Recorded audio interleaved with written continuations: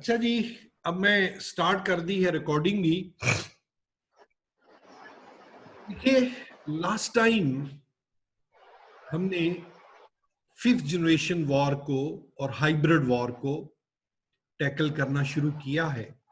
सबसे पहली चीज तो मेरा ये आप लोगों से एक चैलेंज क्वेश्चन है, अपने आप से कीजिए, गूगल पे जाइए, प्रोफेसरों से पूछिए, जहां से मर्जी पता कीजिए, और मैं आपको, आप जहां से भी इसका आंसर लाएंगे, मैं आपको कोई ना कोई इनाम जरूर दूंगा।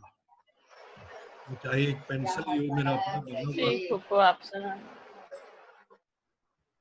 कोई मेरा अपना बना हुआ नक्शा हो, जो भी हो। और मेरा क्वेश्चन ये है कि हाइब्रिड वॉर और फिफ्थ जनरेशन वॉर में क्या फर्क है, क्योंकि ये इस्तिलाहात जो हैं इंटरचेंजेबली यूज होती हैं। जिस तरह मैंने आपको कहा कि साल एक पहले या 2 साल पहले जो क्वेश्चन आया, उन्होंने वो हाइब्रिड वॉर ही सिर्फ पूछा था। तो ये मेरा आप लोगों के लिए एक चैलेंज क्वेश्चन है। दूसरा मेरा क्वेश्चन है, मैंने आपको एनवायरनमेंट पढ़ाया, तो एक चीज होती है नेचुरल एनवायरनमेंट। ज्वाइनिंग का इशू है तो फिर यार रिकॉर्डिंग तो हो ही जाएगी। पिछला ही लेक्चर हमने कंटिन्यू करना है। अभी वैसे तो 24 लोग हो गए हैं, तो वो फिर कोई सब्र कर ले, मतलब ये मैं इसको कल तक अपलोड कर दूंगा, मैं यही कर सकता हूँ। तो दूसरा मेरा क्वेश्चन जो है ये कि एक होता है एनवायरनमेंट, जिसे हम नेचुरल एनवायरनमेंट कहते हैं। दूसरी यार ये म्यूट करो, कौन है?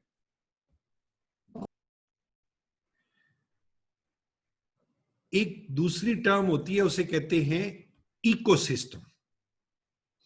अब मोरलेस एक जैसी चीजें हैं, लेकिन बहरहाल दोनों में एक फर्क है। तो अगर आप में से कोई दोनों सवालों का जवाब ले आया तो उसे मैं कोई बहुत खुसूसी इनाम दूंगा।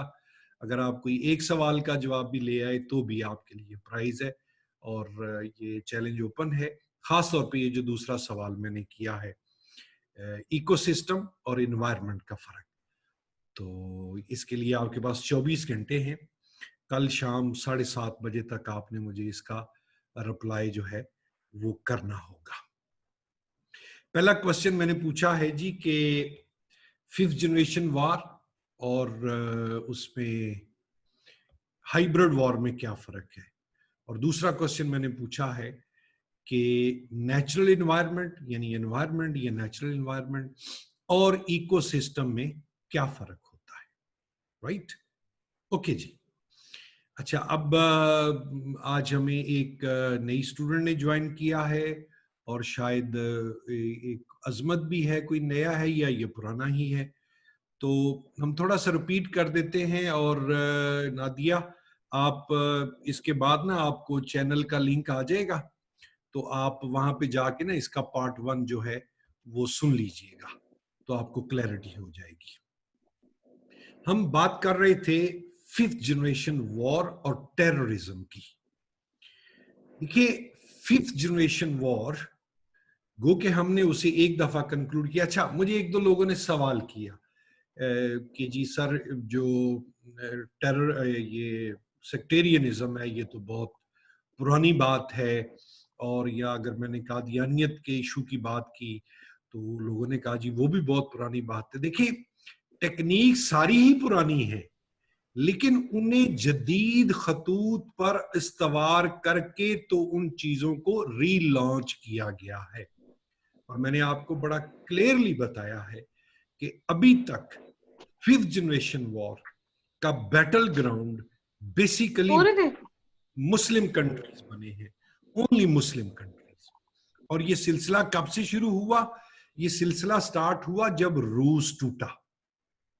यूएसएसआर जब टूट गया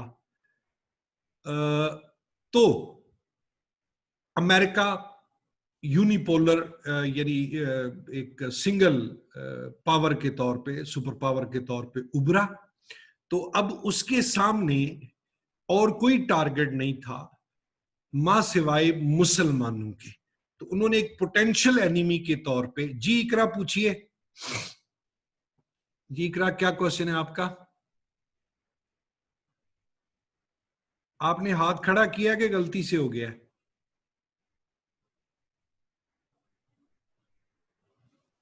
ओके, अब आपका किसी का भी कोई क्वेश्चन हो प्लीज रोक लीजिएगा, मैं आखिर में लूंगा, सवाल ले लूंगा जिसका भी क्वेश्चन होगा। सो अमेरिका ने एक स्लोगन लगाया और वो स्लोगन क्या था? New world order. उसने कहा जी अब दुनिया पर जो ऑर्डर चलेगा वो न्यू वर्ल्ड ऑर्डर होगा। और उन्होंने एक सेल्फ परसीव्ड थ्रेट, यानी उन्होंने परसीव किया, जिसे आप ना प्री एम्प्टिव भी कहते हैं। प्री एम्प्टिव ये होता है कि आप ये सोचकर दूसरे पर हमला कर देते हैं कि कहीं ये मेरे पर हमला ना कर दे, या ये मुमकिन तौर पर मेरे पर हमला करने वाला था तो मैंने इस पर अटैक कर दिया। अब आप थोड़ा सा बड़ा रिलैक्स होकर सोचिए, मैं आपको बीच में टाइम देता चलूंगा कि जैसे ही यूएसएसआर टूटा तो मुसलमान दुनिया को वेस्टर्न वर्ल्ड ने, पर्टिकुलरली यूएसए ने, अंडर अटैक किया। अब मुस्लिम वर्ल्ड चूंकि एक स्केल्टन है, एक ढांचा है, एक डेड वर्ल्ड है, एक क्या आप कह लें कि क्वांटिटेटिव रियलिटी है, इनके अंदर क्वालिटी तो ना होने के बराबर है, तो उसमें हमारे डिक्टेटर्स भी उनका ईंधन बने, हमारे जो मोनार्क बैठे हैं, यानी जो खानदानी बादशाह बैठे हुए हैं, वो सऊदिया में हो, वो कुवैत में हो, वो यूएई में हो, वो ओमान में हो, वो किसी भी जगह पर हो, वो लोग उनके काम आए, लाइक यूजफुल इडियट्स, मुफीद अहमकों के तौर पर वो उनके काम आए। अब ये सिलसिला शुरू कहां से हुआ था? ये सिलसिला शुरू हुआ इराक से। इराक ने कुवैत पर अटैक किया और लेटर ऑन जो फैक्ट्स हैं उन्होंने रिवील किया कि अमेरिकन ने खुद ही कहा कि हमें कोई एतराज नहीं है, ठीक है, ये एक शहर का मुल्क है, सिटी स्टेट है कुवैत, आप कब्जा करना चाहें, हमें कोई इतराज नहीं है। और बाद में उन्होंने क्या किया कि उन्होंने पूरी दुनिया से फंडिंग भी ली, असलहा अपना लाए, फौज भी ली, और उसी इराक के ऊपर उन्होंने अटैक किया। पहले एक अटैक किया, फिर दूसरा अटैक किया, फिर इसके बाद यके बाद दीगरे वो मुख्तलिफ मुसलमान मुल्कों को ट्रबल में लाते रहे। मिसाल के तौर पे जैसे ही यूएसएसआर गया अफगानिस्तान से, उसने तमाम जो तालिबान, जो फ्रीडम फाइटर, जो हॉली वॉरियर्स थे, उनको क्या डिक्लेयर कर दिया? टेररिस्ट डिक्लेयर कर दिया। और पाकिस्तान के ऊपर भी सख्त तरीन वक्त शुरू हो गया। फिर ये जो अमेरिका का अग्रेशन था, जिसे हम ये कह रहे हैं कि वो 5th जनरेशन वॉर थी, उसको उन्होंने अरूज बख्शा 9/11 के बाद। 9/11 के बाद, अच्छा 9/11 का जो ऑपरेशन है, जो वहां पर ये ट्रेजेडी हुई, इसके मुतालिक मिसाल के तौर पे आप कह लें कि 90% चांसेस, इम्कानात, सारे जमीनी शवाहिद यही बताते हैं कि ये एक इंटरनल अफेयर था। अमेरिकन ने ये खुद किया था, एक ऐसा बड़ा डिजास्टर जिसके नतीजे में फिर वो बिलखसूस मुसलमान दुनिया के ऊपर अटैक करना चाहते थे। ये अमेरिकन की पुरानी पॉलिसी है। अब आप इस पे शशदर ना होइएगा, सियासत बड़ा भयानक खेल होता है। तो इस तरह का जो ऑपरेशन होता है ना, जिसमें आप खुद से कुछ करते हैं और फिर उसको जवाज बनाते हैं, मसलन 2 ग्रुपों में लड़ाई हो ना, तो कोई एक ग्रुप क्या करता है कि अपने घर की दीवार और गेट के ऊपर फायरिंग करके ना, तो उसको ये शो करते हैं ये हमारे अपोनेंट्स ने किया है, तो ये हमारा पर्चा दर्ज किया जाए जी। तो ऐसे ऑपरेशन को कहते हैं फॉल्स फ्लैग ऑपरेशन। फॉल्स, मैं लिख देता हूं। यार आप पिछले सवाल में क्यों फंसे हुए हैं? आपके पास इतना टाइम है Yasir, it's not that simple. मैं एंड पे पूछता हूं, आप इस टॉपिक पे आए, जरा मिच्योर हुआ करो यार। लाइक पुलवामा, राइट, कि जी पुलवामा जो है उसके अंदर उन्होंने किया और कहा जी ये पाकिस्तान ने किया है जी। जो मुंबई अटैक्स थे, हालांकि कुरकरे ने, वो जो इंडियन ऑथर था, उसने किताब लिखी, उसने शवाहिद से साबित किया कि जनाब वो तो इंडियन ही था, तो लेकिन हमारे मीडिया पर्सन्स जो हैं वो लगे रहे कि नहीं जी उसका ताल्लुक तो जी पाकिस्तान से था, पाकिस्तान से उसका ताल्लुक होता तो इंडियन कभी उसको हैंग ना करते, उसे एक जिंदा ट्रॉफी के तौर पे रखते और पूरी दुनिया को दिखाते। एनीवेज, सो इस तरह के ऑपरेशन को आप कहते हैं फॉल्स फ्लैग ऑपरेशन। जिस तरह नाम ही बता रहा है, फॉल्स झूठा, फ्लैग झंडा, यानी झूठा झंडा आप लगा के तो उसकी आड़ में करते हैं। अब जब 9/11 हो गया तो फिर अमेरिकन ने टेररिज्म का एक स्लोगन लगाया। अच्छा, मैं फिर रिपीट कर दूं, ये सेल्फ परसीव्ड था, अपने आप से परसीव किया। अच्छा, भी देखिए, अगर अमेरिका के अंदर वाकईतन तालिबान या अलकायदा ने इतना बड़ा ऑपरेशन किया, तो इतना बड़े जो एक्टिविटीज होती हैं उनको 8-10 लोग नहीं करते, उसमें पता नहीं कितने लोग शामिल होते हैं, वो किस तरह वहां तक रसाई करते हैं। उसके बाद अमेरिका में कुछ नहीं हुआ। So this is almost nonsense, it is hardest, one of the hardest thing to believe. आप टोनी ब्लेयर का बयान देख ले, जिसमें उसने कहा कि इराक पर जो हमला है वो जो वेपन्स ऑफ मास डिस्ट्रक्शन है वो झूठ था और वो हमारी रिपोर्ट जो है वो गलत थी। तो वो एक जवाब था कि जिसको जवाब बनाकर जिसको इराक पर हमला करना था। अब अमेरिकन ने जो टेररिज्म का एक स्लोगन लगाया, अब आपने मेरी बात को बड़ा केयरफुली अंडरस्टैंड करना है। आप ये देखिए कि 5th जनरेशन वॉर कितनी भयानक वॉर है कि पूरी दुनिया में रशिया के टूटने और बिलखसूस 9/11 होने के बाद दुनिया में शायद ही को मुस्लिम मुल्क बचा होगा जहां पर insurgency, militancy, civil war, terrorism, आप कह लें सेक्टेरियनिज्म ना हुआ हो। नाइजीरिया को ले लें, इजिप्ट की में देखें, लिबिया को देखें, इराक हो गया, सीरिया हो गया, यमन हो गया, सऊदिया हो गया, कुवैत और इराक की लड़ाई तो हो ही गई।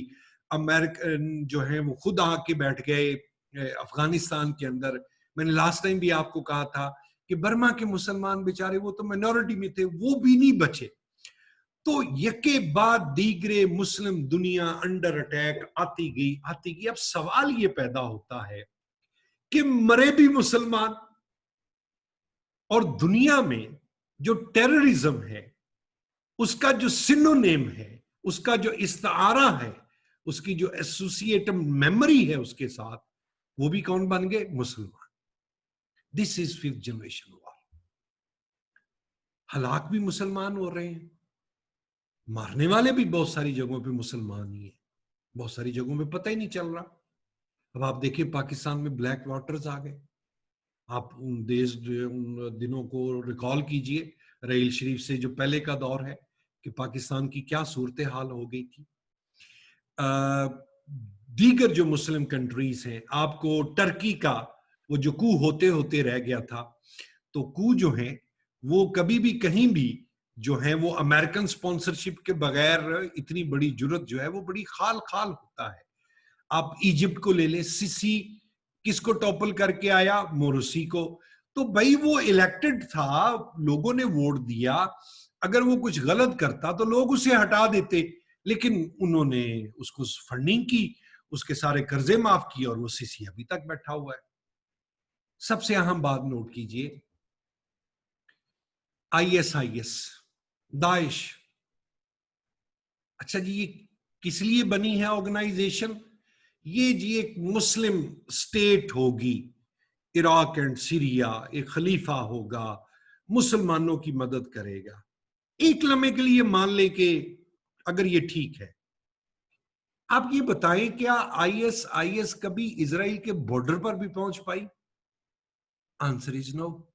क्या ISIS को कभी ऑक्युपाइड कश्मीर का जुल्म नजर नहीं आया? वहां पर जो इस्मतदरी हो रही है, जवान शहीद हो रहे हैं, तो आईएसआईएस कहां गई?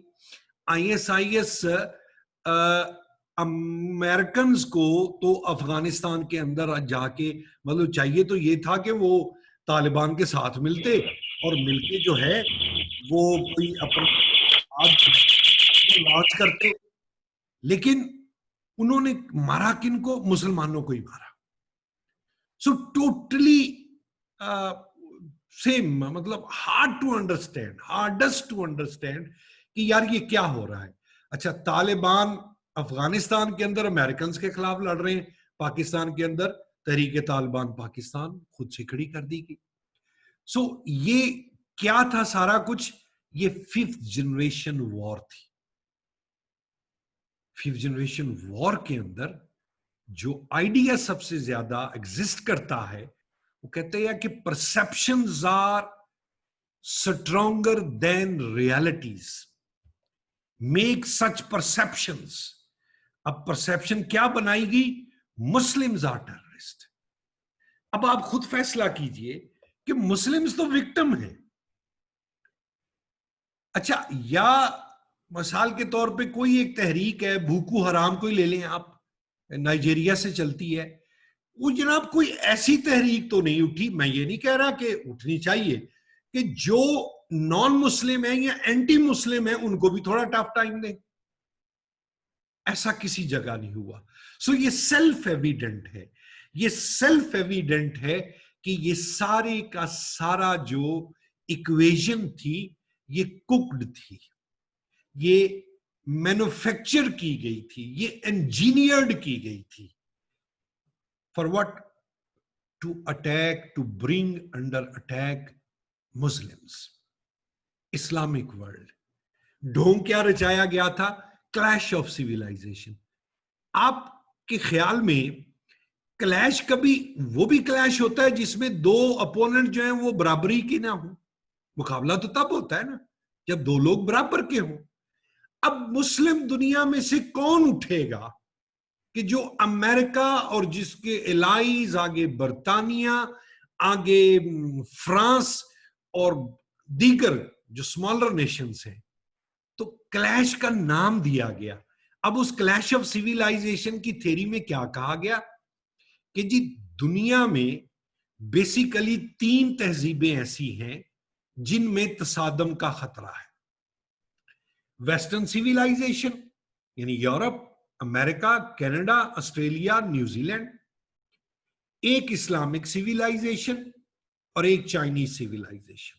और उसमें कहा यह गया कि खदशा ये है वेस्टर्न सिविलाइजेशन को कि या इस्लामिक सिविलाइजेशन इनसे टकराएगी या चाइनीज सिविलाइजेशन इनसे टकराएगी। हां, ये मेरी बात अब नोट रखें, अब क्लैश ऑफ सिविलाइजेशन स्टार्ट हुआ है। जो चाइना और अमेरिका की कोल्ड वॉर स्टार्ट हो गई है, जिसे अभी किसी ने मुझे पूछा कि 1 मिनट जी, ये जो लोग लेट आ रहे हैं अजनबी में, इनको भी जरा एंटरटेन कर लो। ये अब क्लैश है। देखिए ना, जिम्बाब्वे और ऑस्ट्रेलिया का मैच हो रहा है, कौन इंटरेस्ट से देखता है? यार क्या फायदा, कोई बड़ा अपसेट हो जाए तो हो जाए, तो अपसेट जंगों में तो नहीं होते। सो अब क्लैश स्टार्ट हुआ है। अब आप कह सकते हैं कि क्लैश ऑफ सिविलाइजेशन की थ्योरी सिर्फ एक जगह पर फिट आती है, और वो जगह कौन सी है? चाइना अमेरिका का जो क्लैश स्टार्ट हुआ है। मुस्लिम वर्ल्ड और वेस्टर्न वर्ल्ड का जो क्लैश है, वो क्लैश नहीं था, वो अग्रेशन था, वो क्रश था। Crush Islamic civilization. वो तो क्रैक ढूंढे गए, मारा गया। मैंने फिर कहा है कि आप कह सकते हैं कि उनका ईंधन, उनका आलाकार हमारे लीडर बने, हमारे मजहबी क्लर्जी बनी, फतवे देने वाले जिन्होंने फतवे जो हैं वो सेल आउट किए। अच्छा भाई, किसी का कोई भी फिरका हो तो माइंड ना कीजिएगा, मैं एज ए स्कॉलर बात कर रहा हूं, एज ए रिसर्चर बात कर रहा हूं। आपको हिलरी क्लिंटन का वो इंटरव्यू याद होगा, और मेरा ख्याल है कि 2 साल पहले मोहम्मद बिन सलमान ने ये बात मान भी ली कि जी हाँ, हम थ्रू अमेरिका पाकिस्तान के अंदर वहाबिज्म को प्रमोट करते थे। So sectarian violence, insurgencies, terrorist group, so to say religious movement, so to say मतलब क्या है कि जी तहरीक आ गई और तहरीक क्या कह रही है कि नहीं नहीं नहीं नहीं, नहीं ये खवातीन की तालीम तो बड़ी मयूब बात है जी, बंद करेंगे, टीवी को फांसी दे दो, फलां चीज को जो है वो फांसी दे दो। फिर एक बात याद रखिए, आप एक क्वेश्चन कर सकते हैं या आपको पता होना चाहिए, ये आर्ग्यूमेंट आपके काम आएगा इस्लामियात में भी। बहुत सारे स्टूडेंट ये सवाल पूछते हैं कि जी ये इस्लामिक वर्ल्ड से क्या खतरा है अमेरिकन को, जब क्या आप खुद ही कह रहे हैं कि मुकाबला ही कोई नहीं है। मुकाबला तो वाकई कोई नहीं है। थ्रेट ये है, ये मेरी बात याद रखिए कि दुनिया में निजाम 3 एग्जिस्ट करते हैं। There are 3 systems in the world. Capital world, capitalist, जिसे आप डेमोक्रेटिक भी कह सकते हैं। कम्युनिस्ट, जो कभी रूस था और अब चाइना है, गो के वो बहुत न्यूट्रल हो गए हैं, फ्लेक्सिबल हो गए। तीसरा, अगर दुनिया में कोई निजाम एग्जिस्ट करता है सोशो पॉलिटिको इकोनॉमिक, जो सोशल भी है, जो पॉलिटिकल भी है, जो इकोनॉमिक भी है, दैट इज इस्लामिक सिस्टम। मैं यहां पे तारक जमील वाले बयान की बात नहीं कर रहा आपसे, माजरत के साथ। मैं जो रियल स्पिरिट है इस्लाम की, जो इस्लाम, 1 मिनट होल्ड कीजिएगा जी, लेक्चर हो रहा है भाई।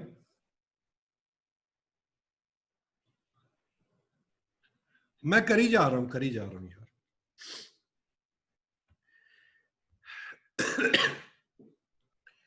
अब इसके साथ एक और रीजन है। वो रीजन ये है कि अब आपको ना वो हिस्ट्री वाला लेक्चर याद आना चाहिए। मैंने आपको कहा था दुनिया में जितनी भी तरक्की हुई उसमें सबसे पहले ग्रीक से, जो यूरोपियन थे, दूसरे कौन थे? मुसलमान थे, फिर दोबारा कौन हो गए? यूरोपियन हो गए। सो ये बात तय है कि आज तक दुनिया को नॉलेज वाइज, अगर यूरोपियन के अलावा, अगर आपके ज़हन में अमेरिका आ रहा है तो America is part of European history. American कोई अलहदा नहीं है, अलहदा कदरें हैं लेकिन मुख्तलिफ नहीं है, यही लोग हैं। तो वो कौन लोग हैं? मुसलमान हैं। मैं आपको एक और तरीके से इस बात को वाजे करता हूं। दुनिया में 3 मजहब ऐसे हैं जिनकी आबादी 1 अरब से ज्यादा है। ईसाइयत, मुसलमान यानी इस्लाम, तीसरा मजहब हिंदुइज्म भी वो बन चुका है जिसके फॉलोअर्स की तादाद 1 बिलियन से ज्यादा है। ये मेरी बात आपने याद रखनी है। But western world have never uttered a single word against Hindus और हिंदू सिविलाइजेशन। उनके को कहते हैं हमें इनसे कोई खतरा नहीं।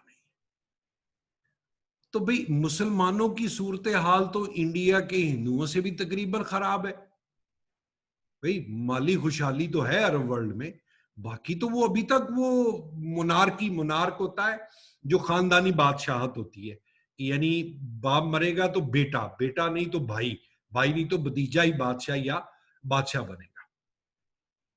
तो हिंदू सिविलाइजेशन से उन्होंने कोई कभी थ्रेट जो है वो फील नहीं की। किनसे की? मुसलमानों से। और एहतियातन ही उन्होंने, अच्छा प्लस उनके कुछ गेन्स थे।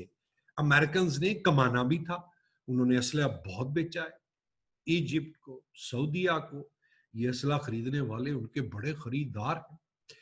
फिर जब वो इराक की वॉर हुई थी उसमें उन्होंने बहुत असला बेचा, पूरी दुनिया से उन्होंने फंड्स भी लिए और फिर जाके इराक के अंदर वो बैठ गए और अभी तक किसी ना किसी शक्ल में वहां पर मौजूद है।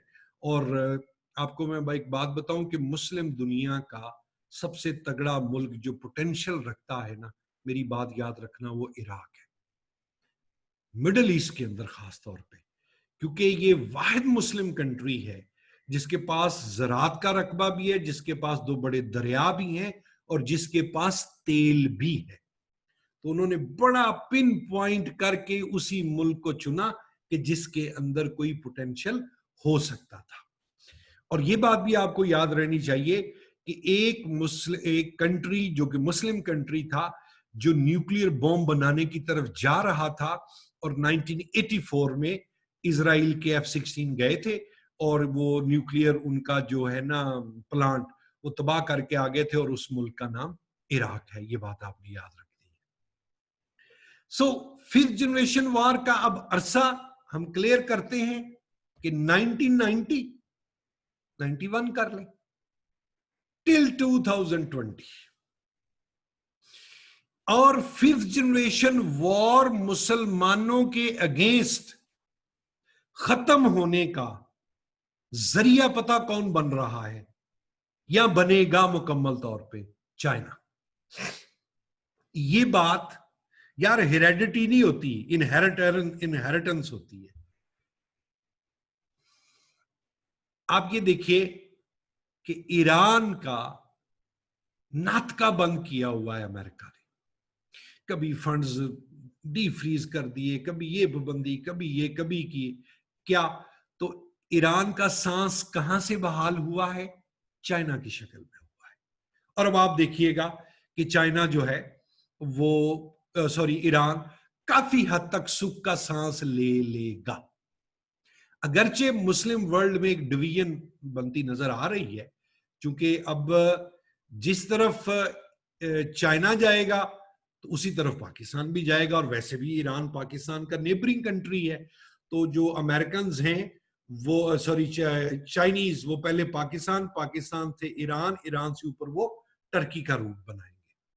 You take the example of Pakistan की American aggression, operation, terrorist activity, state sponsor terrorism, even India से जो जान छूट रही है, उसमें मेजर रोल फिर चाइनीज का है। ये बात आप कोट कर सकते हैं चूंकि ये रिकॉर्ड पे है। इस्लामाबाद में अमेरिकन सफीर को चाइनीज सफीर ने कहा था, Pakistan to us is the way Israel is to you और टू यूएसए। यानी पाकिस्तान में उतना ही प्यारा है जितना आप लोगों को इजराइल प्यारा है। आप देखिए कितने इंटरनेशनल फोरम्स पर उन्होंने हमारा साथ दिया है। आप अभी जो इंडिया का कह लें कि एंगेज किया है चाइना ने, उससे पाकिस्तान का सांस बड़ा बहाल हुआ है। चूंकि ये अब पता नहीं आईआर का तो टॉपिक आपके साथ नहीं होगा, लेकिन हम उसको डिस्कस कर लेते हैं कि अब आप देखिए कि जो लद्दाख है, ये तो आपको अंदाजा हो गया होगा, नहीं तो मेरी वीडियो देख लीजिएगा कि लद्दाख चाइना कश्मीर ही का हिस्सा है। तो अब वो चूंकि वहां पर आके बैठ गए हैं, 40 किलोमीटर तक वो अंदर आ गए हैं, तो उससे Indian army, Indian establishment backfoot पर चली गई है। फिर चाइनीज ने क्या किया है, नेपाल के जरिए इंडिया को एंगेज कर लिया है। आपने यकीनन ये सुना होगा, नहीं तो फिर वही बात है कि लेक्चर देख लीजिएगा कि कोई 400 किलोमीटर, 4-5 किलोमीटर कम है का रकबा है, जिसका क्लेम किया है किसने? अल्लाह की शान देखिए, नेपाल ने कहा है कि ये इलाका हमारा है। उनकी पार्लियामेंट के लोअर हाउस, अपर हाउस, दोनों हाउसेज ने वो नक्शा अप्रूव किया, उसके हक में करारदाद लाए, और वो इंडिया पर चढ़ दौड़े। फायरिंग भी की है उन्होंने बॉर्डर पे, इंडियन लोग भी मारे गए। तो दिस इज वेरी सिंपल।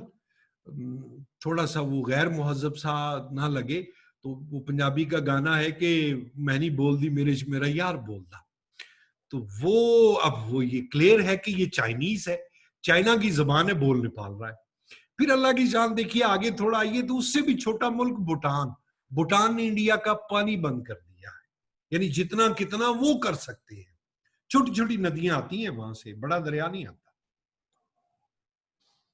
फिर चाइना ने क्या किया है, चाइना ने इंडिया का, बल्कि साउथ एशिया का जो सबसे बड़ा दरिया है ब्रह्मपुत्रा, उसके ऊपर डैम बना लिया है। सो अब ग्रेजुअली जो है चाइना वो इंडिया को आप कह लें कि उसके गिर्द घेरा तंग कर रहा है, स्क्रू टाइट कर रहा है। हो क्या रहा है कि जो मैंने लास्ट टाइम आपको कहा था प्रॉक्सी वॉर, अब एक प्रॉक्सी वॉर जो शुरू है वो ये है कि प्रॉक्सी यूएसए की है, लेकिन लड़ कौन रहा है? इंडिया किसके खिलाफ? चाइना के खिलाफ।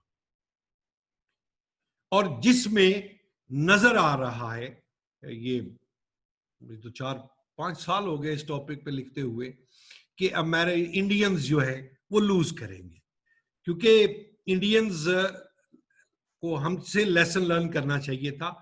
हम अफगानिस्तान में इससे बड़ी लड़ाई लड़ते रहे, इंडिया तो शायद उस तरह की लड़ाई कभी भी ना लड़ सके। तो उसके बाद जो अमेरिकन हैं उन्होंने क्या किया था, तो अब वो इंडिया उसी तरह इस्तेमाल हो रहा है जो लास्ट टाइम का मैंने एक आपको वर्ड बताया था ना, proxy war. So proxy still going on, and उसी तरह जिस तरह चाइना की प्रॉक्सी इंडिया के खिलाफ कौन लड़ रहा है? Nepal and Bhutan. So these are the dynamics. अच्छा, लड़ाई फिर वही धीमे सुरों में हो रही है, टैक्टिकली हो रही है, इकोनॉमिक वॉरफेयर है, साइकोलॉजिकल वॉरफेयर है, जिच करना मकसूद है। मसलन चाइनीज अगर चाहें तो वो इतनी स्ट्रॉन्ग पावर है, वो इससे भी ज्यादा आगे आ सकते हैं, लेकिन वो क्या कर रहे हैं? वो ग्रेजुअल, धीरे धीरे, वो जो मैंने आपको कहा था कि सांजू जो आर्ट ऑफ वॉर का मास्टर है, जो ये कहता है कि असल जंग वो होती है, असल जीत वो होती है जो लड़ाई लड़े बगैर जीती जाए, तो वो उसी चीज पर अमल पैरा है। और ये सांजू का ये नजरिया मैंने शायद आपको पहले बताया था, 2500 साल पुराना है। आर्ट ऑफ वॉर उसकी किताब है। 2-3 बातों से आप उसका नजरिया समझ सकते हैं। एक वो कहता है कि always kill with the borrowed knife.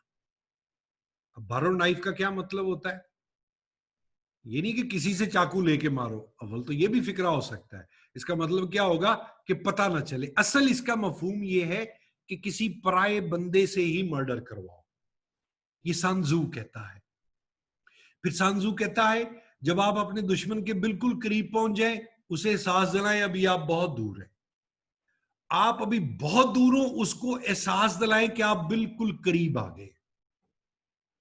और जो पेनल्टीमेट उसका सेंटेंस है, उसकी पॉलिसी है, वो ये कहता है वॉर इज ऑल डिसेप्शन। ये सब धोखा होता है, आपने धोखा देना होता है। So fifth generation war categorically, totally is dissipation.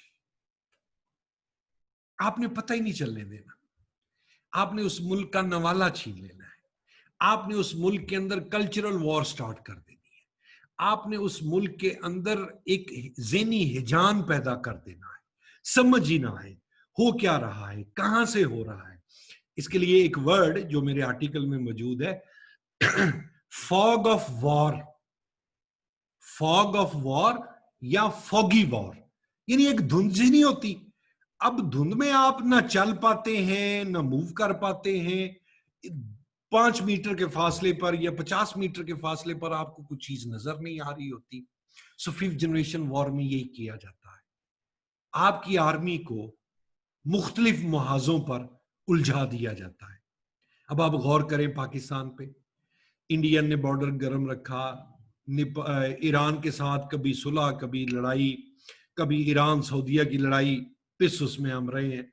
उधर से फिर इंडियन ने जो अपने तौर पे उस वक्त तक कमाल किया कि वो अफगानिस्तान में गए और अफगानिस्तान में जाके उन्होंने पाकिस्तान के ऊपर जो है उस तरफ से दबाव बढ़ाना शुरू कर दिया। अजीत दोवल की वीडियो बदनामे जमाना मशहूर हो चुकी है। सो मैंने ओवरऑल आपसे कहा है मुस्लिम वर्ल्ड, बाकी मुस्लिम वर्ल्ड फाइट नहीं कर सकी।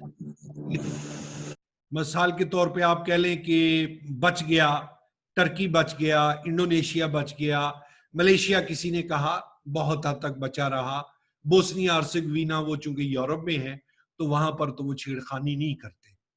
बाकी इसके अलावा अगर किसी एक मुल्क ने अगर किसी मुल्क के अदारों ने, मैं आर्मी नहीं कहता, चूंकि आजकल आर्मी की रिप्यूट जो है वो फिर जरा खराब होना शुरू हो रही है, बाजवा साहब को ध्यान करना चाहिए कि वो रहील शरीफ वाला जो दौर था वो ग्राफ फिर अब नीचे आना शुरू हो गया। तो ये आपके मुल्क ने लड़ी है 5th जनरेशन वॉर। मैं फिर रिपीट करता हूं कि ईरान के बॉर्डर से बंदा इंडियन आर्मी का यहां आया, अफगानिस्तान के बॉर्डर से लोग यहां आए, अमेरिकन खुद यहां पर आए, इंडियन लोग यहां पर, और वो तो हमेशा से मौजूद रहते हैं। सो आप समझे कि सवाए चाइना की तरफ के बाकी 3 तरफ का आपका बॉर्डर जो था वो हॉट ही हॉट था। और आप देखिए, ये I mean it's a bitter reality, but reality आप देखिए, आपके जीएचक्यू पे अटैक हो गया था, यानी आपके फौज के हेडक्वार्टर पर अटैक हुआ, और किस वक्त अटैक हुआ, जब आर्मी चीफ अंदर मौजूद है। सो लग रहा था कि अब के गया, अब गया, अब कुछ हुआ कि कुछ हुआ, लग रहा था और कुछ हो ना हो, अमेरिकन कम से कम न्यूक्लियर वेपन से जो है वो सरेंडर करवा लेंगे। अच्छा, फिर जो 5th जनरेशन वॉर है ना, मैं चूंकि टाइम खत्म हो गया था, चले नए स्टूडेंट हैं उसको दोबारा एक्सप्लेन करता हूं। इसके टूल 2 मेन होते हैं। एक होता है आपकी corrupt political elite, corrupt political elite, इसलिए वो बड़ा भयानक लेकिन जबरदस्त वर्ड यूज करते हैं, they call it political prostitutes. Political prostitutes, political prostitutes, आज इसके साथ कल उसके साथ, किसके लिए? पैसे के लिए, लाइक डांसिंग गर्ल्स। चले आप प्रोस्टिट्यूट्स ना करें। अब आप रिकॉल करें, जब मुशर्रफ गया है, पाकिस्तान का कर्जा ऑलमोस्ट 0 था, वो जो $100 बिलियन है कौन खा गया? पहले 5 साल एक पार्टी, फिर 5 साल दूसरी पार्टी। सो जो 5th जनरेशन वॉर किसी मुल्क पर मसल्लत करते हैं, उनके लिए ऐसे लीडर, लीडर तो नहीं, रूलर होते हैं, वो फेवरेट होते हैं, यार ये इनके होते हमें कोई ज्यादा दिक्कत नहीं होगी। देन एक एलिमेंट रह गया, उस एलिमेंट का नाम है जी मीडिया। ओ यस, वो बंदा वर्ड बड़ा जबरदस्त यूज करता है इन लोगों के लिए, और वो वर्ड है जी media rapes the minds of people. फिर सख्त लफ्ज है, लेकिन ये जाहिर है इसके अलावा तो मैं कोई और नहीं यूज कर सकता। कहता कि media rapes the minds of people. कैसे?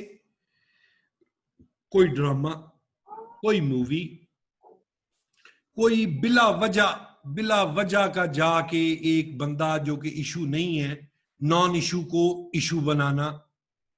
मैं उम्मीद करता हूं कि आप लोगों ने वो पोस्ट मेरी देखी होगी जो मैंने आपके व्हाट्सएप ग्रुप में शेयर की थी, जिसमें मुझे गैर मुनासिब लगता था वो सारी बातें दोहराना, लेकिन उसने बताया हुआ है कि ससुर, बहू, साली, बहनोई, मुलाजिम की बीवी, मालिक, तो उनके दरमियान जो उन्होंने वो अफेयर्स चलते दिखाए हैं।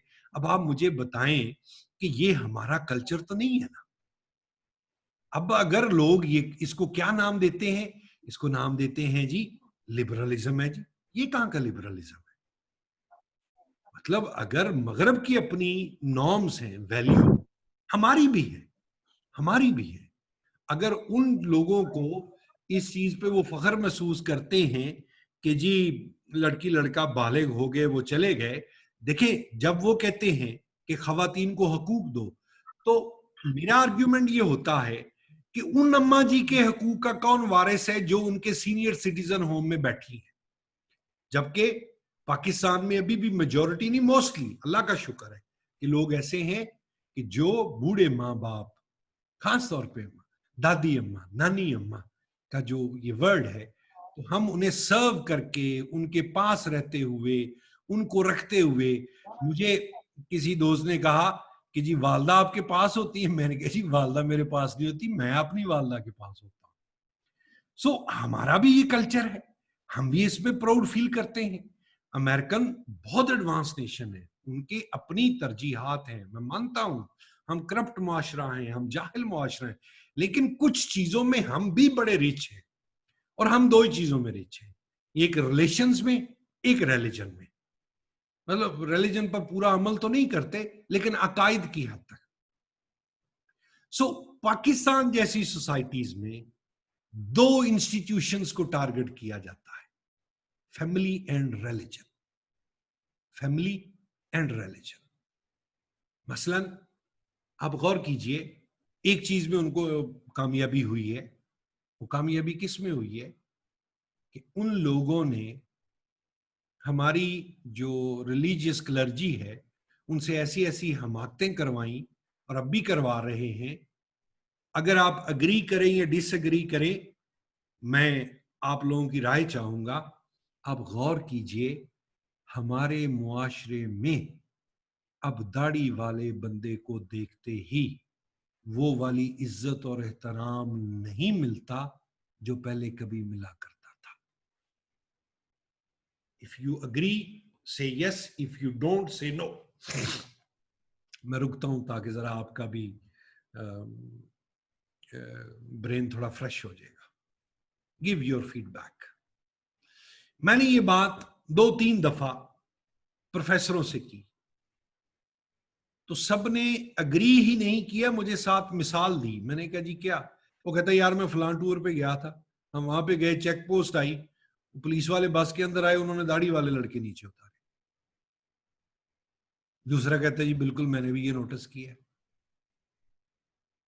मैं आपको एक बड़ी अहम बात बताऊं, यूरोप वाले जो क्रिश्चियंस हैं वो अपने मजहब से बिला वजह दूर नहीं हुए थे।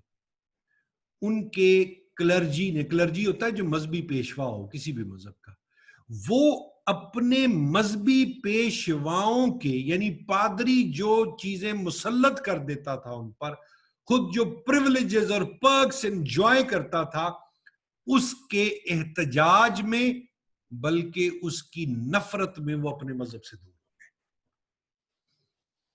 इस वक्त आधा यूरोप यानी वेस्टर्न वर्ल्ड एंटी क्राइस्ट हो चुकी है, यानी वो ईसाइयत को वैसे ही छोड़ चुके हैं। फैमिली का इंस्टीट्यूशन वहां पर बचा ही नहीं। देखो, जब आप कहते हैं ना कि जरूरी नहीं है कि किसी मुल्क को फतह ही करना है तो वो 5th जनरेशन वार है, ना ना ना ना ना। मैं आपको एक मिसाल देता हूं। मिसाल के तौर पे, अगर वो से पाकिस्तान के अंदर लोगों को खुदा ना खास्ता मजहब से बदजन कर दे या मजहबी पेशवा से बदजन कर दे, आपका फैमिली का इंस्टीट्यूशन तोड़फोड़ का शिकार कर दे, आपके मुआशरे में फहाशी और आम मेल जोल इतना बढ़ा दे, ये भी उनकी सक्सेस है, ये भी उनकी जीत है। पादरी जो गोरे के दौर में आया करते थे सब कॉन्टिनेंट में, एक पादरी से एक सवाल किया गया कि यार आप लोगों ने तकरीबन 100 साल सब कॉन्टिनेंट में तबलीग की, अपने मजहब की, सारा कुछ किया, तो कितने लोगों को आप लोगों ने, मुसलमानों को, ईसाई किया? उसका जवाब बड़ा जबरदस्त है। कहता है मुसलमान को ईसाई तो शायद एक को भी ना कर सके हो, लेकिन ये बात है कि उनको मुसलमान नहीं रहने दिया। अब गौर करें, आईएमएफ कहता है तनख्वाहें ना बढ़ाओ, आईएमएफ कहता है बिजली महंगी करो, आईएमएफ कहता है सरकारी नौकरियां न, वो आईएमएफ ये नहीं कहता कभी कि करप्शन खत्म करोगे तो कर्जा देंगे मजीद। कभी सोचा है आपने? यानी कर्जा देते हैं वो। तो मैं अगर कोई ये काम करने लगा हूं, किताब छापने लगा हूं, कोई काम करने लगा हूं, अकेडमी बनाने लगा हूं, कुछ करने लगा हूं, किसी जगह से कर्जा लेता हूं, तो वो कर्जा देने वाले को देखना तो चाहिए कहां भी क्या करने के लगा है। सो आईएमएफ हो, वर्ल्ड बैंक हो, अमेरिका हो, आप अपनी याददाश्त को रिकॉल करें, उन्होंने कभी करप्शन के खिलाफ बयान नहीं दिया। क्यों? ये करप्ट एलीट जिसको हमने पॉलिटिकल प्रोस्टिट्यूट्स कहा है, भाई इन्हीं ने तो उनके मकासद पूरे करने। सो फिफ्थ जनरेशन वॉर इकोनॉमी को डिस्टेबलाइज करना, सोसाइटी के अंदर एक केओस पैदा करना, पॉलिटिकली एक एनर्की पैदा करना, एक ही मुल्क के अंदर मुख्तलिफ किस्म की तहरीकें, जो तहरीकें बराए तहरीकें हों, यानी को क्लियर कट उनका कोई एम ना हो, कोई टारगेट ना नजर आ रहा हो, बस और ये हैं जी, ये हकूक हैं जी है। और जो मैंने आपको पिछली क्लास में सिखाया था, सोसाइटी को क्या बनाते हैं, डिवाइसिव, डिवाइड कर देते हैं, पोलराइज्ड कर देते हैं। अब फिर अग्री कीजिए या डिसएग्री कीजिए, क्या आपको नहीं लगता कि हमारी सोसाइटी, जिस तरह ये मेरे दो हाथ हैं, एक तरफ मजहबी शिद्दत पसंदी और एक तरफ लिबरलिज्म, दोनों इंतहाओं पे चले गए। एक कहता है ये भी मना, ये भी मना, ये भी मना, ये भी मना, ये भी हराम, ये भी हराम। दूसरी तरफ वो लिबरल उठते हैं, वो कहते हैं जी खवातीन के हकूक ही तब पूरे होंगे अगर हम डांस सिखाएंगे इनको, अगर इनको गाना वाना आएगा, अगर इनको म्यूजिक आएगा। भाई ये कौन से हकूक है? So these are the aims of fifth generation war, कि सोसाइटी में एक अफरा तफरी हो, एक तफरीक हो, जिसे कहते हैं cracks in the society. There are cracks in the society, fissures in the society. उन क्रैक्स को फिर गल्फ में तब्दील करना, उन्हें बढ़ाना, सूबाइयत को पैदा हवा करना, लिसानियत को हवा देना। मिसाल के तौर पे एक और मिसाल लीजिए, आप ये देखिए, और इसको मैं फिर कहूंगा कि खुद से सोचिएगा। आप ये देखें और खुद से फैसला करें कि अल्ताफ हुसैन के मुतल्लिक कितने शवाहद आ गए, कितने लोगों ने स्टेटमेंटें दे दी। या आप यूं कर रहे हैं कि वो जो डॉक्टर क्या फरूक था, वो जो मर्डर हुआ है, correct me if I am wrong, मैं थोड़ा जगा हुआ हूं, इमरान फारूक, कितने साल हो गए उसको कत्ल हुए? सर तकरीबन 5-6 साल हो गए सर। ज्यादा, चले मैं कहता हूं अगर 7 साल भी, 7 से मेरे ख्याल ज्यादा हो गए। अब आप ये देखिए कि कितना बड़ा तमांचा है बरतानिया की लॉ एनफोर्सिंग एजेंसीज के मुंह पर कि वो उसके कातलों को गिरफ्तार नहीं कर सके। वजह क्या है कि वो सारे ताने बाने कहां मिलते हैं? अल्ताफ हुसैन पे जाके। मैं कहता हूं कुछ भी हो जाए, अल्ताफ हुसैन को कभी पाकिस्तान के हवाले नहीं करेंगे। पाकिस्तान एडी चोटी का जोर लगा ले। क्यों? वो बरतानिया की सीक्रेट एजेंसी MI6 का बंदा है। यहां पर हमारे यहां ये तो कह देते हैं ये भी IAS ने किया, ये भी IAS ने किया, अल्ताफ हुसैन की तरफ आपका ध्यान क्यों नहीं जाता? So it's everywhere, politics is of the same nature. उसको क्यों लॉन्च किया गया था? उसको वैसे तो वो हमाकत जो है वो ज़ियाउल हक की थी, लेकिन मकसद क्या था कि पाकिस्तान का एक ही शहर ऐसा था कि जहां पर बंदरगाह थी, तो उस बड़े शहर को तबाह करने का मतलब यह था कि पाकिस्तान की 50% मईशत तबाह हो जाएगी। सो इस तरह के करैक्टर जो होते हैं, वो आपको याद है हकानी, गिलानी, ये जो छोटी ये वाले नाम है ना, मैं अब सारे नाम नहीं लेता, आप खुद ही देख लीजिएगा। ये पाकिस्तान के लिए बड़ी खतरनाक साबित हुई है छोटी ये वाले नाम जितने भी। सो fifth generation war hardly targets on the fronts, hardly targets on firepower, direct firepower. ये क्या है? इसे कहते हैं वॉर विदन। वॉर विदन, जिस तरह आप कहते नहीं यार मैं अपने आप से लड़ रहा हूं यार आजकल, वो कहते हैं यार अपने आप से लड़ाई ना लड़ना, क्योंकि बंदा कभी जीत नहीं सकता। आप जीतोगे तो आपका अपना आप हार गया, अगर आपका अपना आप जीत गया तो आप हार गए। फिर मैंने आपको क्या कहा था कि fifth generation war hard to understand, harder to fight, sorry, hard to fight, harder to understand. समझनी ज्यादा मुश्किल है. You never know who is who. Who is who? आप कुछ नहीं कह सकते. एक बंदा बैठा हुआ किसी ओहदे पे बैठा हुआ, मिसाल के तौर पे करप्शन का कल्चर ही पाकिस्तान में इतना आम है कि ये जब तक खत्म ना हो पाकिस्तान उठ ही नहीं सकता.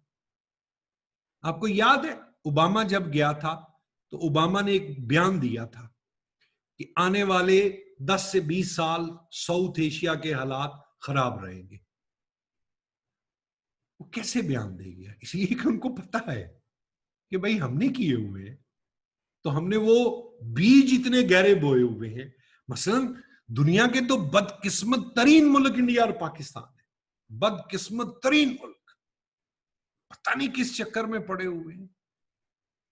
और पहले तो बर्डन पाकिस्तान पे रहा है, अब पहली दफा इंडिया पर जा रहा है, और मेरा नहीं ख्याल कि इंडिया इसे जो है वो बर्दाश्त कर पाएगा. अच्छा, अब मैं आपको एक बात बताऊं कि इस वक्त 5th जनरेशन वॉर का शिकार इंडिया है बाय चाइना. अब चाइना ने मुसल्लत की है उन पर. क्यों? मैंने आपको एक बात बताई थी, अनअनाउंस्ड होती है, अनरेस्ट्रिक्टेड होती है, अनलिमिटेड होती है. क्या आपने बोला था? whosoever, whatsoever, wherever, whenever can be brought under attack, just do it. बच्चे, बूढ़े, औरतें, मर्द, तलीमी इदारे, कमर्शियल सेंटर, जो भी होता है, जिस तरह भी होता है, करो. एनवायरमेंट तबाह कर दो जी, ये एनवायरमेंट ही ना बचे. ये कोविड अभी साबित होना बाकी है. अभी तक तो यही लग रहा है, सबसे आखिरी लेक्चर इस पे दूंगा, कि ये मैन मेड ही है, क्योंकि ये जिस ढंग से चल रही है बीमारी. क्योंकि देखिए ना, अगर ये नेचुरल होती तो अब तक कोई ना कोई तोड़ आ चुका होता. अब इसका कोड किसके पास है? कोड है जिन्होंने ये बनाया. मैं कंप्यूटर को कोड लगा के उठ गया, आप क्या कर लेंगे? डी कोड, या तो कोई बहुत माहिर एक्सपर्ट आए तो शायद इसको डी कोड कर दे. अभी तक आप तय ही नहीं कर पाए. कभी कहते हैं सिगरेट वाले को कम खर्चा, कभी कहते हैं ज्यादा, कभी कहते हैं जिसको एक दफा हो जाए दूसरी दफा नहीं होगा, कहते हैं अगर दूसरी दफा हो. तो अभी तक कोई चीज क्लियर नहीं है, कोई मेडिसिन क्लियर नहीं है, और पूरी दुनिया की मेडिकल साइंस लगी हुई है. कहा यही जाता है कि ये चाइना को रोकने के लिए लाए थे वो इजरायली. ये इजरायलीज का स्टाइल है, ये जो जेनेटिक्स इंजीनियरिंग है ना. लेकिन चाइना रिकवर कर गया, अब अमेरिका अंडर अटैक आ गया. अच्छा, फिर 5th जनरेशन वॉर में इलेक्शन हाईजैक किए जाते हैं. यस, ये भी मैं एक्सप्लेन कर देता हूं आपको. कोई ऐसी बड़ी बात नहीं है कि इलेक्शन क्या होता है. मिसाल के तौर पे, अगर आप का दिल नहीं मानता कि नहीं जी नहीं, अमेरिका के इलेक्शन किस तरह हाईजैक हो सकते हैं, वो मैं एक्सप्लेन कर देता हूं आपको. हुआ था इलेक्शन, ट्रंप नहीं जीतता था, ये रशियंस ने गेम डाली थी, रशियन प्लस चाइनीज. देखिए होता क्या है, पाकिस्तान में तो खैर पता ही नहीं चलता ना, तो वो चूंकि एक एडवांस मुल्क है. देखिए, आप इस वक्त मेरे साथ 31 लोग मौजूद हैं. 31 में से मिसाल देता हूं, आप में से 12 लोग पीटीआई के हैं, 12 लोग पीटीआई के एंटी हैं. क्योंकि अब पाकिस्तान में सियासी तकसीम एक ही रह गई है कि वो जो पीटीआई के हक में है और वो जो पीटीआई के खिलाफ है. कभी ये पीपल्स पार्टी का हाल होता. 12 और 12 कितने हो गए? 24 ही. अच्छा जी, अब मेरे पास बचे हैं 7 लोग. अब इलेक्शन का फैसला होना है उन 7 लोगों पे. मैंने कुछ नहीं करना, मैंने एक सॉफ्टवेयर इसको लगाना है, और जो 31 के, अब ये 32 लोग हैं, 32 के 32 लोगों का उसने डाटा मुझे फिल्टर करके दे देना है कि जी ये 12 जी पीटीआई के हक में, ये 12 खिलाफ है, ये 8 हैं जो न्यूट्रल है. कहां से पता चलेगा? आपकी पोस्ट से पता चलेगा, आपके कमेंट से पता चलेगा, आपके बैकग्राउंड से पता चलेगा, आपके इलाके से पता चल जाएगा. जो तो हैं हार्डकोर के, उनको वो नहीं छेड़ते. तो कहते हुए जो पीटीआई का वो पीटीआई करेगा, जो पीटीआई के खिलाफ है वो पीटीआई के खिलाफ ही रहेगा भाई। बाकी 8 का क्या करना है? बाकी 8 को वो कहते हैं स्विंगिंग, स्विंगिंग, झूल रहा है। अब मैंने अगर टारगेट करना है उन 8 लोगों को, मिसाल के तौर पे आप ही के ग्रुप में, अब मेरा टारगेट है कि मैं आपको खान के खिलाफ कर दूं, तो मैं क्या कहूंगा? ओ भाई, क्रिकेट खेलना और बात है, सियासत करना और चीज है। आप कहेंगे उसने, और शौकत खान ठीक है जी, हॉस्पिटल बना लिया तो क्या हुआ, मुल्क चलाना और चीज है। और जी इमरान खान बाहर बोल, नहीं बाहर का पड़े उससे क्या होता है, डोमेस्टिक नॉलेज होना चाहिए। अब मैं आपको ना उसके जो एंटी, मसलन वो जाती जिंदगी में गुनहगार आदमी है, उसकी जाती जिंदगी बहुत रंगीन रही है, ये बात ठीक है, मैं आपको वो कंटेंट भेजना शुरू कर दूंगा, देखो यार ये इसकी एक वो नजायज बच्ची भी है यार, इसका वो भी है यार, ये तो वो यार ये तो कुफर है, वो यार देखो डॉक्टर आतिफ कादियानी को ये रख रहा था यार। अच्छा, अब आपका ना माइंड मेकअप किया जाएगा, और चूंकि सोशल मीडिया पर पैसे लगा दिए गए हैं आप पर, और पैसे को मिलियंस डॉलर नहीं बिलियन डॉलर लगा दिए गए हैं, तो आप आहिस्ता आहिस्ता टेम होना शुरू हो जाओगे। मैं मिसाल के तौर पे पीटीआई का हामी था पिछले इलेक्शन में, लेकिन अब यार सोच सोच के ना मतलब कहते यार खां का बंदा और कितना साथ दे यार, तरक्की हुई, उल्टा हमारी तनख्वाहें कम होगी, दोस्त बजट बोले तनख्वाह नहीं बढ़ी, अच्छा यार वो करप्शन पे इसने कहा था डालूंगा, कुछ भी नहीं हुआ यार, करप्शन उसी तरह है, कोई रिकवरी नहीं हो रही, वो स्विट्जरलैंड के पैसे भी नहीं आए। अच्छा, अब दूसरा एंगल आएगा कि नहीं मैंने फिर इमरान खान को जितवाना है, और यार देखो वो बंदा अगर चाहता ना तो जमाइमा से इतनी दौलत ले सकता था कि जितनी नवाज शरीफ के पास टोटल नहीं है।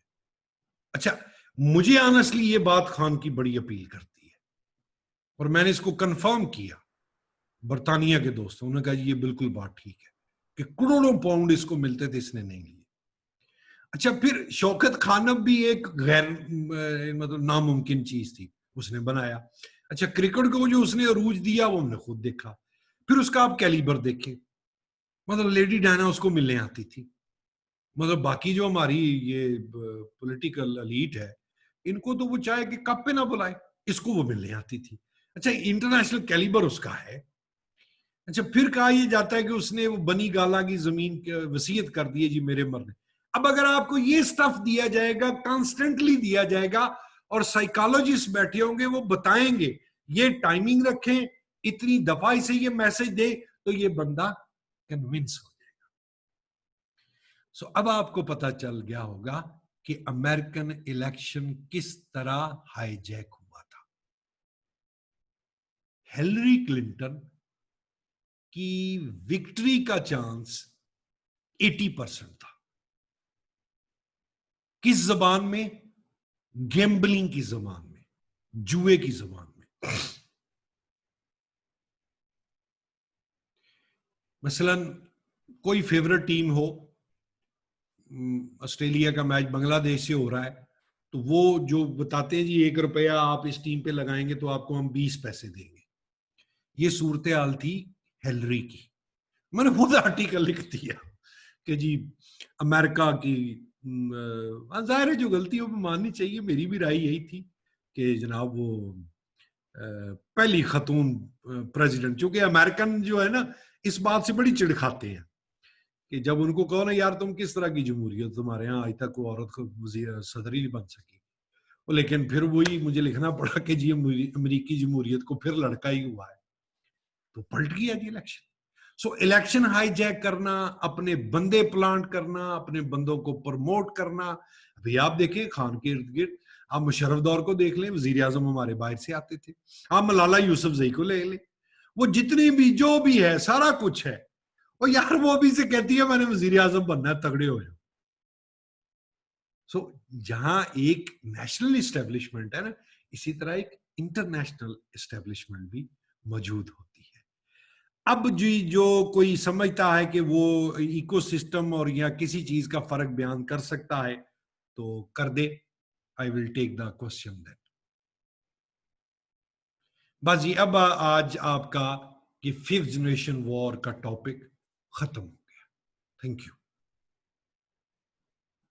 नहीं, अब तो ट्रम्प का सूरत हाल बहुत मुश्किल है, बहुत मुश्किल में है, अनटिल अनलेस के वहां पे कोई बहुत बड़ा ब्रेक थ्रू ना हो जाए, कोई वो बहुत लोगों को राजी कर दे, सरकारी खजाने का मुंह खोल दे, और लोगों को एडी इतनी दे दे कि लोग खुश होकर उसको वोट दे दे। सर एक बात है जी जी सर, हम ये रशिया पे भी इल्जाम लगा कि उसने जो है ना वो हिलरी की जो है ना वो ईमेल्स हैक की और उसके जो है ना वो प्राइवेट ईमेल्स जो है ना वो पब्लिसाइज हो गई, और हम ये मतलब बड़ी जगह पे पढ़ा कि चाइना और रशिया ने जो है ना वो मिलकर ट्रम्प को जितवाया। जी जी ठीक है सर, लेकिन सर एक तो अभी जो हम जैसे अभी हम देखते हैं चाइना और अमेरिका की कोल्ड वॉर के सिनेरियो में, और उससे पहले भी मतलब रशिया और चाइना को क्या इंटरेस्ट था ट्रम्प से? Very valid question. देखिए, बेसिकली ट्रम्प एक डफर आदमी है, और वो जिसके लिए ना ये इस तरह की लड़ाई में वर्ड होता है यूजफुल इंडियड, वो मुफीद अहमद है। वो चाहते थे कि इनके यहां, और ये अब तो तारीख ने तकरीबन साबित कर दिया कि इससे डफर प्रेसिडेंट अमेरिका की तारीख में नहीं है। मसलन इमरान खान कुछ कर तो नहीं सका, लेकिन एक तरफ इमरान खान की शख्सियत हो, उसका बोलना, उसका जाना, और उसके सामने आप नवाज शरीफ खड़ा कर लें, तो आपके ख्याल में अगर आपने इस मुल्क का बेड़ा गर्क करना हो तो आप किसको जितवाना चाहेंगे? तो दिस इज द आंसर। तो रशियन, क्योंकि रशियन के जेन में ना अभी तक वो घाव है, वो कोल्ड वॉर वाला, कि यार ये अमेरिकन ने हमें ना गिराया था, तो वो अपना बदला लेता है। और प्यूटन जब तक मौजूद है, क्योंकि प्यूटन उस वक्त केजीबी में होता था, तो उस वक्त तक अमेरिका को सूखा सांस शायद मुश्किल ही आएगा। नहीं जी, अब मैंने, सर ये जॉन जी जी जी सर, ये जॉन बोल्टन है ना, इनका सिक्योरिटी एडवाइजर था, उसने भी इंकशाफ किया था the room where it happened, यार, चाइनीज देखिए मेरी बात सुनिए, मेरी बात सुनिए। जो बात तकरीबन तय होगी है ना, उस पर अब आर्ग्यू करना मतलब, ना तो भाई जेंटलमैन मेरी कोई ट्रम्प के साथ कोई कुर्बत है, ना चाइनीज के साथ है, तो मैंने फैक्ट्स फिगर बेस, ये बेसिकली डाटा सोशल मीडिया का बेचा गया था, ये ईमेल कंपनियां, ये दूसरे तीसरे। कैपिटलिज्म का एक बड़ा नुकसान होता है, कैपिटलिज्म में ना पैसा ही खुदा होता है, तो उन्होंने पैसा लगाया, उन्होंने डाटा दे दिया। अब मेरा जो इस वक्त पासवर्ड है, मेरी चाहे ईमेल हो या चाहे मेरा फेसबुक अकाउंट हो, है तो उनके पास ना, तो उनके लिए क्या मसला है? तो डाटा बेचा गया था, इस बात को आप छोड़ दें। मतलब आपने कौन सा कहना है कि जी हमें फलां बंदे ने बताया, तो आपने कहना है it's believed, it is almost proven, most of the writers believe that, बस बात खत्म। ठीक है जी, ले अब मैं कल 7 बजे तक आप लोगों के मैसेज का इंतजार करूंगा। नहीं सराज, ये आपका जवाब गलत है, हालांकि आप मेरे शागिर्द हो, मुझे सर उम्मीद थी कि सर आप आपका सर आपके फेसबुक पे सर कुछ आर्टिकल्स भेजे हुए हैं, कुछ मैं अब आज बताएं ये तो मुझे वीकेंड चेक आ गया करना है ना, तो मैं दरअसल मैं आज अपने ये ऑफिस से बैठा क्लास भी इसलिए पढ़ा रहा हूँ कि मुझे भी थोड़ा सा बुखार हो गया था। है। ओके सर जी, पिछले संडे को भेजा था। क्या नाम है आपका? सलमान। सलमान, वो फिर कहीं मेरे से मिस हो गया होगा। Okay ji, thank you very much, take sir care, अल्लाह हाफिज। अल्लाह हाफिज।